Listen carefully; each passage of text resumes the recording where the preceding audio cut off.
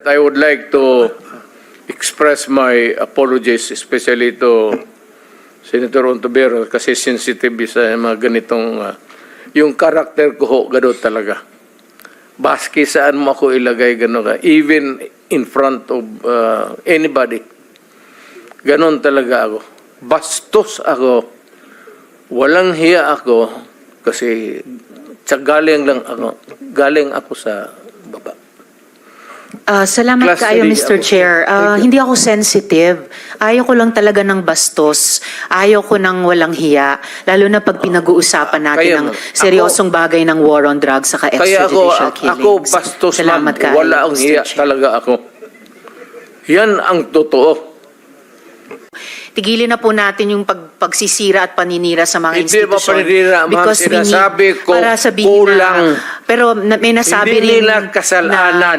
may Ang nasabi ideya rin talaga hindi kulang inutil. ng tao, Pero- kulang ng organization. Pero I Yes, heard yes. the term, Mr. Chair, You have halos to have, inutil. Mr. President, tao, pati pondo ng pera. There are ways na i-strengthen ang PIDEA na hindi natin Hindi sinasabing mo dala sa halos istorya yan dito. inutil. Actually, okay. No. Excuse me, Mr. Chair. Sige. Miyembro po ako ng committee ito, ng subcommittee at ng Senado.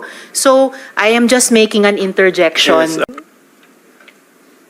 Pag nagkapanahon akong uli na magtakbo ako ng mayor, maminos-minos talaga lang, I will do the same thing again and again and again, basta nandyan yung droga. Mr. Chair. Yes, ma'am.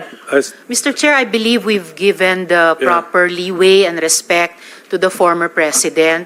Hindi po ito midnight COVID briefing, and I hope we can stay on track. Hindi po natin pinag-uusapan kung mali ang droga. Pinag-uusapan po natin kung yung polisiya, naging polisiya nyo. Mr. tungkol Chair, doon. if I may? Salamat Sige, tayo, it's Mr. Chair.